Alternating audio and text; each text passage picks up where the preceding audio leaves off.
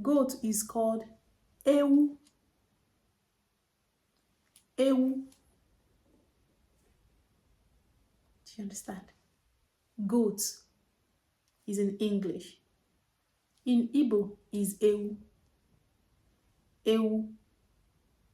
You know, some Igbo people use it. Sometimes they use it for insult. Goat is ewu.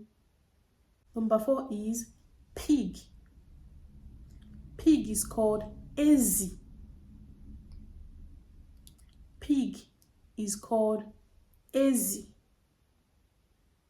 You know pig in English, in Igbo is ezi.